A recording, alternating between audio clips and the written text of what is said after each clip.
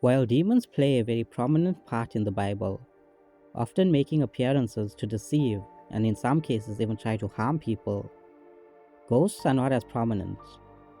Regardless of this, if you ask Christians, are there any ghosts in the Bible? Most will point to one specific event, an event that takes place in chapter 28 of the first book of Samuel. The problem with this is that everyone who says that Saul has an encounter with a ghost in this chapter are wrong. The reality of the situation is that they have fallen for the exact same deception that Saul fell for. This entire situation is actually much darker, and it's a reflection of how easily many of us can be tricked by demons into believing exactly what they want us to believe. However, to fully uncover the deception within this chapter, we have to take a deep dive into it and look at exactly what this alleged ghost says.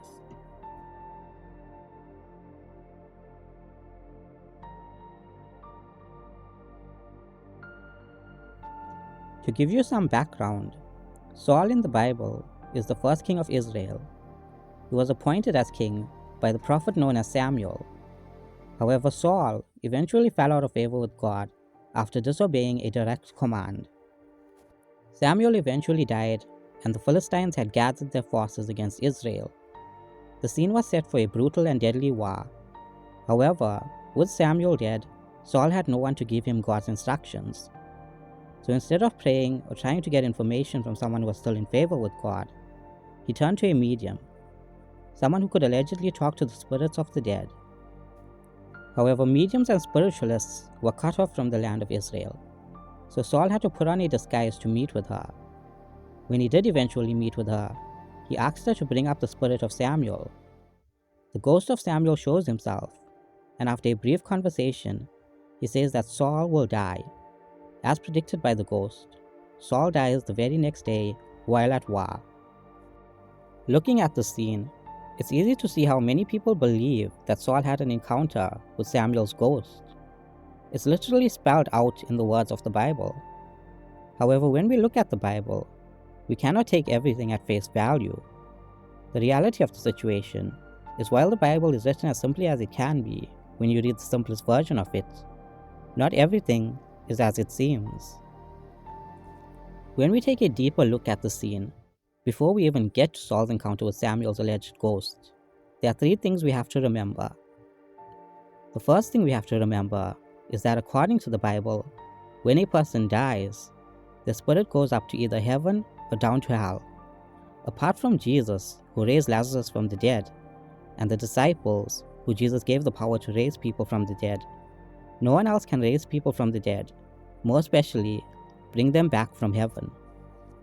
The second thing we have to remember is that mediums and spiritualists were exiled from Israel by Saul himself before he fell out of favor with God, leading us to the conclusion that God didn't want mediums and spiritualists in Israel. The third and final thing we need to remember is that Saul was cut off from God, and at no point between his encounter does him and God reconnect, at least as far as we know. So we have to conclude that when Saul did die, he wasn't going to heaven. That's something I want you to keep in mind for the next part. However, looking at the evidence we already have, we know that a soul cannot be brought back from death, and that a medium didn't have the power to bring a soul back, more especially one from heaven. So it makes sense that Samuel could not appear as a ghost to Saul in the encounter described. However, that opens up another question. If it wasn't Samuel's ghost that appeared to Saul, what exactly was it? To figure that out, we have to look at the encounter that Saul has with the thing that is impersonating Samuel. There are three specific things about this encounter that proves to us that we are not dealing with a ghost, but instead a demon. The first thing is that when the medium summons the alleged spirit of Samuel, she describes it as coming up from the ground. This is our first sign that something is very wrong. Traditionally, heaven is described as being above us, and hell is described as being below us. Later in the Bible, when Jesus goes to heaven after he is resurrected, he ascends. So the alleged ghost coming up from the ground is a literal sign that it's coming up from hell. The second thing we need to observe relates heavily to the first. As I said earlier, heaven is described as being above us, and hell is described as being below. We know, as sure as we can, that Samuel went to heaven, so it would be impossible for him to come up from the ground. If he were truly returned from heaven, he would have descended from above Saul, rather than come from below him. The third and final thing is something very specific that the alleged ghost says. He says that when Saul dies, he will be with him. This is why I asked you to remember that Saul was not going to heaven. Saul was cut off from God, so as we proved earlier, he was going to hell. Why would the ghost of Samuel, who was in heaven, tell Saul that he would be with him?